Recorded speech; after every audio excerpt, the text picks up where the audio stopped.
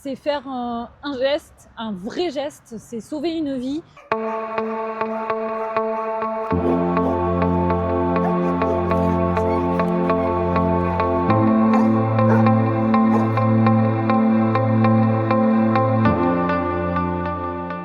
Salut, c'est Vettrotter, c'est aujourd'hui je t'emmène à la rencontre de ceux qui sauvent des vies. C'est parti. La première à gauche, tu ne pourras pas rentrer. D'accord. Direct.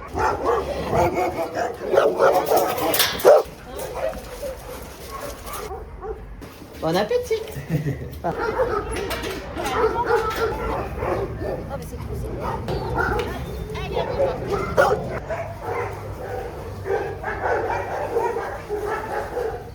Là du coup je suis avec Cécile, soigneuse animalier au refuge. Donc, je l'accompagne sur le nourrissage, le nettoyage des cages. Ça va être un vrai travail à plein temps. Allez, c'est parti. Il y a des chiens craintifs comme tu as pu le voir aussi. Enfin, il y a vraiment toutes sortes de profils. C'est ça qui est... Coucou. Alors Loulou. Il vient d'un sauvetage d'élevage. C'est un très très craintif. Comme nous, hein, des personnalités différentes, des profils, des passés différents, des expériences différentes. Ils sont pas nés agressifs ni rien, mais bon voilà. Animal. Les chiens comprennent qu'ils n'ont pas... Voilà. Ils n'ont pas à agir comme ça parce que ça va bien quoi. Mais ça, il faut qu'ils le réintègrent, qu'ils soient en confiance. Ça aussi, c'est super important. Les chiens que les bénévoles peuvent pas prendre, ça va être les chiens vraiment compliqués. Ça pas dépend, ça forcément. dépend. Alors, c'est généralement quand il y a des problématiques à travailler Ouais. ou des chiens avec lesquels il faut avoir une certaine approche, où il faut travailler, voilà, qui vont être en excitation, d'autres qui ont besoin de repères, Ok. de redescendre en excitation, etc. Donc c'est vrai que ça demande un travail sur un peu plus long terme et ensuite faire la passation aux bénévoles par la suite. C'est aussi le but, c'est que Ouais. tout le monde arrive, voilà, Ok. et que les chiens généralisent un petit peu ce qu'ils ont appris.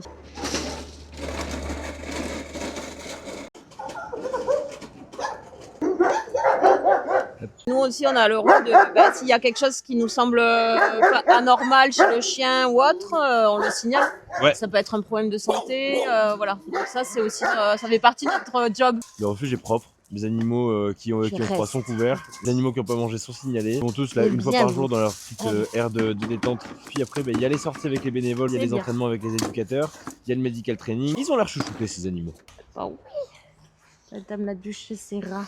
C'est vrai qu'on s'attache. Ouais. Et après, on a nos affinités forcément. Mais bon, après, Oui, forcément. on s'attache un peu à tous et on les connaît selon leur personnalité. Voilà, ça va être. Il y a les câlins, il y a les joueurs, il y a les. Voilà. Il y a les craintifs, il y a les. Hein? Toi, t'es pas craintif, toi. Toi, t'es pas craintif. Après, je m'occupe aussi d'une chienne qui s'appelle Zelda et pour qui la vie en refuge est très compliquée. Donc voilà, ça aussi, c'est des cas comme ça particuliers auxquels on s'attache parce qu'on a envie que ça fonctionne, qu'il soit mieux. Bon, pour l'instant, j'ai fini d'embêter Cécile. Je vais aller voir l'ASV et les vétos, voir un petit peu comment ils travaillent. Ça va être sympa. Je te laisse me suivre. Alors, c'est une boîte à soins qui est super bien organisée. Okay. Normalement, c'est bien organisé ça. Hera, je pense que tu l'as vu juste avant, c'est la Bully. C'est ma petite chouchou. Elle est adorable. J'adore. Voilà. Et ben elle souffle au cœur, petite choupette. Du coup, elle a un traitement à vie. Hop, j'embarque tout ça. Et on va aller en face, comme ça, on va les préparer. Et on va aller chercher les fameuses knackis. Qu'est-ce que tu préfères ici? Je dirais, oui, le lien concret, surtout avec les soins, parce que des fois, c'est là où on se rend compte vraiment que les animaux ont conscience de plein de choses. Ouais. Et en fait, on le voit que sur certains cas, ils nous remercient. Et il y a des situations qui sont vraiment touchantes et qui nous montrent que tout ce qu'on fait, c'est pas pour rien et qu'on est là vraiment pour les aider, quoi. Ok. Et on va dire qu'ils nous remercient à leur façon. On va dans la Batmobile? Ça y est. Vas-y. Eh bien écoute, après tu pourras carrément donner mes docs si tu veux. Vas-y. Là, depuis que tu travailles ici, tu t'es jamais fait mordre, tu t'es jamais fait choper Une fois. Ok. Mais c'est notre faute. On a atteint ses limites, on voulait lui mettre la muselière et en fait on n'aurait pas dû. On aurait dû juste attendre que le chien soit un peu plus posé, que là forcer et voilà, souvent Ouais. Le chien est monté en excitation, Ok. un peu trop, et en fait c'était pas méchant, mais juste il a commencé à utiliser la gueule. Ouais. Et bon, bah... Oui. Mais alors vraiment c'est la seule fois, je suis bien contente. Ok. Et après je prends moins de risques que les agents quand même. Allez, go, c'est parti. Premier arrêt. Encore toi? Bah ouais, Ça c'est ça. c'est comme le marchand de glace pour eux. Ouais, c'est ça. Donc, On va oui, rajouter un petit klaxon là. Petit Il y en a un. C'est vrai? Excellent. Ah non, Vas-y, non, après, la après on totale. teste. Hop, alors grosse. Tiens. Voilà, c'est Hop parti. là, c'est parti. Gecko. Juste comme ça, il fait quoi Dis-moi. comme... Ah, c'est là. Alors, vas-y. Ah ouais. En fait, il est arrivé ici pour morsure. Puis il a été suivi par un vétérinaire comportementaliste. Ok. Et il est sous fluoxétine. Après, ce qui est très important avec quand on met un chien sous médicamentation comme ça, c'est qu'il soit quand même suivi à côté. Parce qu'en fait, ça sert à rien si juste on lui donne et qu'il n'y a pas de suivi éducatif derrière. Voilà.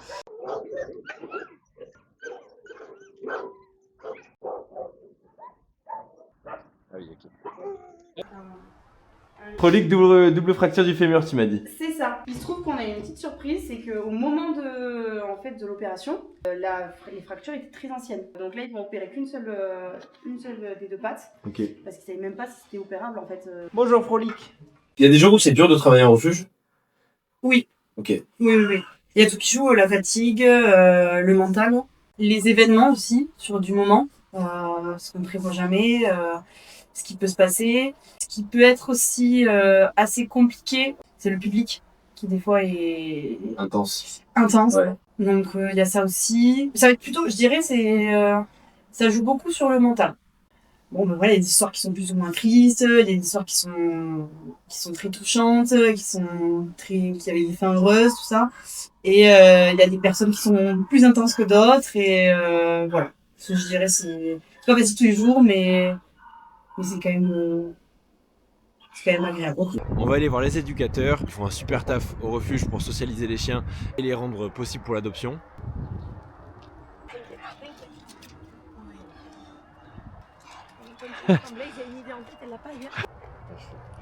Pourquoi tu bosses en refuge? Parce que je suis complètement passionnée par les chiens et parce que j'ai vraiment envie de leur apporter le maximum de bien-être que je puisse leur apporter dans une journée, parce que j'adore passer du temps avec eux, parce que l'éducation canine et le comportement canin, c'est mes passions aussi. Ah oui, moi je suis vraiment complètement dans mon élément ici et pour faire un métier comme celui-là, il faut être amoureux des chiens. Bah ouais. Si t'es pas amoureux des chiens, tu viens pas travailler dans un refuge. Bon, Ouais, c'est un truc, ouais. et pourtant il y en a. Ouais. Et ça, moi, c'est un truc, c'est pas possible, quoi, parce que t'es là avec ton cœur et pour eux et tu dois faire le mieux que tu peux vraiment pour eux tous les jours. Tiens.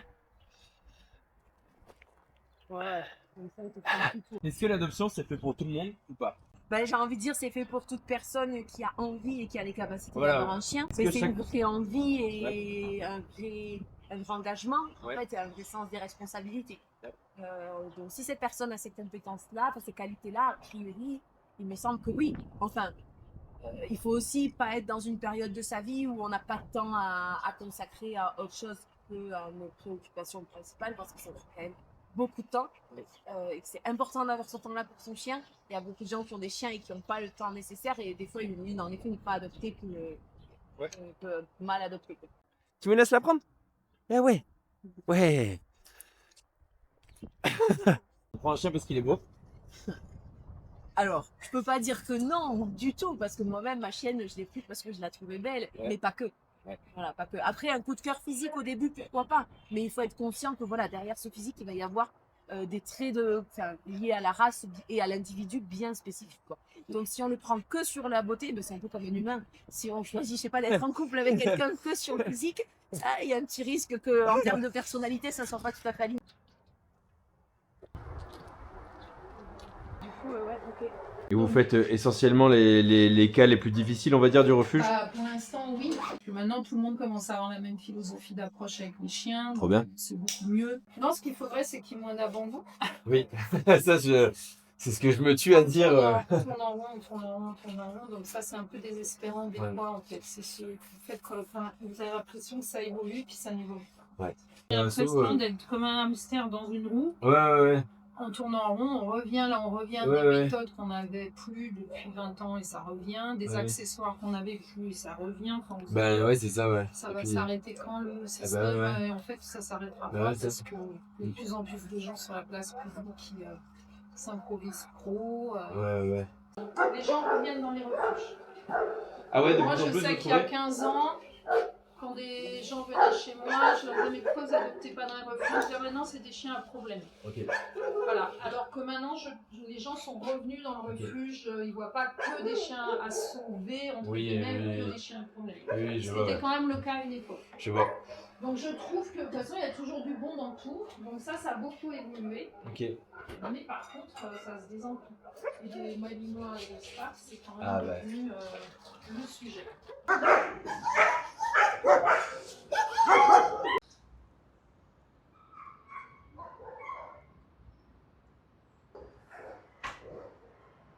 C'est plus par rapport aux congénères que c'est compliqué.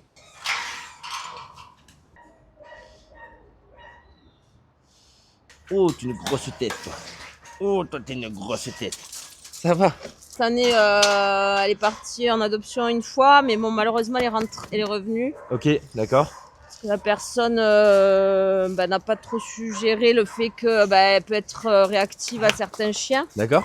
Voilà. Et du coup, elle a quand même de la puissance. Donc, c'est par rapport aux chiens qu'il va falloir travailler et le fait que, elle soit ok, ou en tout cas qu'elle tolère tout ça, mais c'est ça. Parce qu'après, elle est très proche de l'humain. Mais je vois ça, mais elle est adorable. Moi, quand je suis venu l'autre coup, je me suis dit, putain, mais qu'est-ce qu'elle fout là, celle-là? Oui, mais après, si c'est bien pris, enfin, je veux dire, il n'y a pas de raison. Mais bon, après, les personnes, il faut que ce soit les bonnes personnes aussi qui soient. Ah, bah, bien sûr, et puis il faut se faire accompagner par un éducateur compétent, il faut prendre le temps, il faut être patient, il faut pas créer de situation dangereuse, quoi. Donc, c'est pour ça qu'il faut le bon profil des deux côtés. Eh ben, ouais, c'est sûr. Et c'est ça qui est le plus complexe aussi pour certains chiens. C'est sûr. Ah ouais. Des chouilles par-ci, par-là. Elle a quel âge, tu sais? Elle a 5-6 ans, je crois, non? Ouais, c'est marqué là sur la... Elle est vraiment super chou. Oui, caca. Oui, il faut que je travaille un petit peu par rapport aux autres chiens, c'est tout. Un jour j'ai rencontré Hera et depuis je vous emmerde. Je suis rentré dans vos routines, parti en courant d'air. Maintenant je vais boire tout le voyage jusqu'au bout de la nuit. Effacer les mirages, apprécier le goût de la vie. Un jour j'ai rencontré Hera et depuis je vous emmerde. Je suis rentré dans vos routines, parti en courant d'air. Maintenant je vais boire tout le voyage jusqu'au bout de la nuit. Effacer les mirages, apprécier le goût de la vie. Prendre juste un sac et pas de bagages en soute. Aujourd'hui j'ai les idées claires, je me cache, je laisse pas belle ta balle, hein. Une fois la tour est belle derrière moi, elle est belle. j'ai commencé à douter de Paris, on se retrouvera sans doute, personne n'a pris ma foi. Alors je brise les codes à vive allure, je pisse droit. Mes voyages jamais soumis à vos dictatures. Mes nuages sont indolores depuis que je sais où je vais. Puisque la vie vaut de l'or, expliquez-moi le sang dans les... Attends, juste je me stabilise dans l'enfoncement. Vas-y. Non mais attends, faut que je me mette sinon à moitié en position chaise. Que juste je gagne les cuisses. Qu'est-ce qui te pousse à continuer malgré la difficulté de la mission? Alors moi très personnellement, ça fait bien plus de 10 ans que je fais ça. Ça a été ma passion. Et en fait, j'ai toujours fait que ça parce que c'est vraiment ce qui m'anime. J'adore travailler avec les animaux. C'est des vrais amis pour moi. En fait, je les considère vraiment comme des amis. Et du coup, ça fait sens que de les sauver. Je vois pas ce que je pourrais faire d'autre en fait. Okay. On sait que c'est dur. Puis il y a des fois du public qui est aussi très compliqué à gérer. Mais pour autant, des fois, on a quand même des moments d'émotion. On voit tous les animaux qui partent, tous les animaux qui se font adopter, les animaux qui, au bout de plusieurs années, se révèlent parce qu'ils sont partis en famille d'accueil ou qu'ils ont été gérés par les éducateurs. Et en fait, on se dit, waouh, ok, bah, tout est possible, mais on ne fait pas tout ça pour rien. Il y a beaucoup de belles histoires quand même. Hein. Mais oui, clairement, parce que sinon, personne ne tiendrait. C'est éprouvant émotionnellement, physiquement, voilà. Mais je pense qu'en fait, on est tous là pour la même chose. C'est qu'on les aime. Et qu'ensuite on a envie de leur offrir la meilleure vie possible. C'est quoi, si ça te dérange pas d'en parler, un cas de maltraitance qui t'a marqué et dont tu aimerais parler Là, l'année dernière, on a un chien qui est arrivé ici en structure. Après être passé du coup en clinique d'urgence, il s'était fait tirer une balle à bout portant. Cool. On espère vraiment d'ailleurs que la justice bouge un petit peu parce que bien sûr on a déposé plainte etc. parce qu'en fait on a fait des appels à témoins. On a réussi à avoir tout un dossier du coup sur cette personne qui a tiré vraiment une balle qui est Draco, hein, donc vous le verrez sur nos réseaux parce qu'il est encore vivant Draco. Et en fait entre les deux yeux. Oh waouh. Ouais. D'accord. Donc il est passé en chirurgie, on lui a retiré la balle. Et maintenant, Draco, il est ici et il va bien. Et... Oui, il a l'air normal, quoi. Hein. Je l'ai vu, tu l'as vu il a l'air complètement normal comme chien. Oui, voilà. oui. Et puis, pas spécialement traumatisé de l'homme. C'est un chien qui, ici, pose pas de problème. Il n'a pas une revanche sur l'humain à prendre. Et au final, les animaux, ils ont quand même ce qu'on appelle de la résilience. Ouais. Et ça, c'est un joli trait de caractère de beaucoup d'animaux. Et c'est aussi très sympa de travailler avec eux parce que ça nous en apprend tous les jours. Ah ouais. Est-ce que ça vous arrive souvent de dire non? Et est-ce que c'est dur de dire non? Ça nous arrive de dire non, effectivement, même si on voudrait dire oui à tout le monde. Mais ça nous arrive de dire non quand on est à nos limites de capacité. Ça nous arrive aussi de dire non parce qu'on a des chiens qui vont être trop compliqués à gérer. On a des chiens où on sait que s'ils arrivent dans la structure, ils représentent un potentiel danger pour nos agents, pour les bénévoles et ensuite pour être remis dans le circuit de l'adoption. Ouais. Et en fait, malheureusement, si on n'avait que 10 ou 15 chiens à gérer comme ça sur tout un parc entier, ça irait, on y arriverait. Ouais. Mais à l'heure actuelle, c'est pas le cas. On est plutôt aux alentours de 50-60 chiens avec des troubles du comportement qui sont vraiment compliqués à gérer. Donc ici, on a des éducateurs canins qui sont là, qui arrivent à gérer un certain nombre de chiens et qui les gèrent jusqu'à l'adoption ou au moins jusqu'à la passation à des bénévoles. Notre responsabilité, c'est les chiens qu'on a sur le parc, c'est les chiens qui sont ici.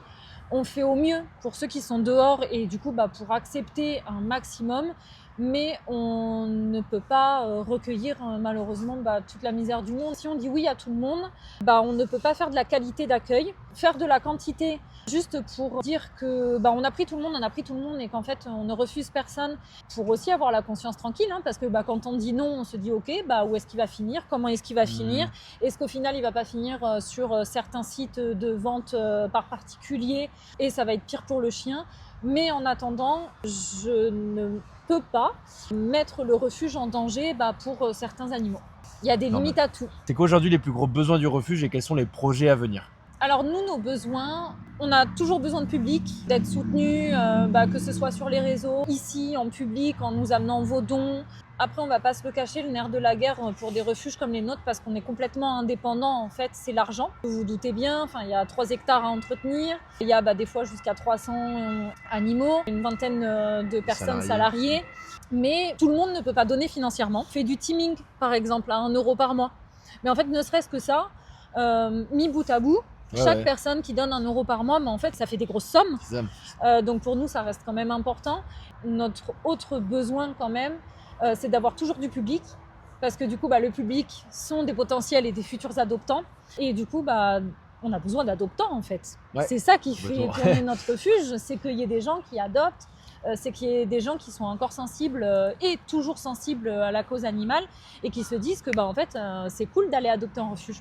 Ouais. Parce que c'est ça qui les sauve au final. C'est la place quand ils partent aussi. Quand tu adoptes un animal, tu en sauves 2. Voilà. Parce que du coup, tu permets à un autre animal de prendre sa place. Et 1 + 1, 2. Eh bien écoute, ça te va si on fait le mot de la fin? Le mot de la fin. Allez, le mot de la fin. Nickel. Oups, c'est bon. Attends, je m'enfonce. Vas-y. Est-ce que tu as un message pour les gens qui nous regardent?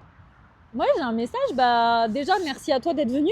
D'avoir pris le temps de mettre un petit peu de lumière sur le refuge. En fait, je vous laisse simplement venir visiter le refuge, vous faire vous-même une idée de ce que c'est que un lieu comme ça, d'être accueilli par nos agents qui sont vraiment cool. On a une super équipe et de salariés et de bénévoles et j'espère que vous trouverez l'animal qu'il vous faut. Il y a de tout. Venez adopter dans les refuges parce que en fait c'est important. C'est vraiment de la sensibilisation à la protection animale. C'est faire un geste, un vrai geste. C'est sauver une vie. Pour nous, c'est ce qui nous fait tenir, c'est ce qui nous fait vivre. Donc n'hésitez pas à passer le pas des refuges. Les refuges sont vraiment en train de changer. On est vraiment en train de se moderniser. On est en train de se professionnaliser tous autant qu'on est. Donc n'hésitez pas à revenir nous voir ou à tout simplement venir nous voir. Voilà. C'est la fin de cette vidéo. Merci beaucoup de l'avoir regardé jusqu'au bout. C'est des sujets qui sont super importants. C'était une journée intense et en émotion et en temps. Et putain, waouh, le travail qu'ils abattent dans ce genre de structure, c'est un truc de malade. Donc, donne-leur de la force. Va les voir sur leur page Insta. Abonne-toi. Va voir le refuge, que ce soit ce refuge-là ou un autre. Fonce, n'hésite plus. Arrête d'avoir peur. Si ce format t'a plu, abonne-toi. dis-le moi en commentaire, dis-moi où est-ce que tu aimerais que j'aille ensuite. Et puis on va pas s'arrêter là. On va pas s'arrêter là, il va se passer plein de choses. On va lever des sous, on donne de la visibilité, on éduque comme d'habitude. C'est les Vet Trotters. À bientôt. Ciao le boss.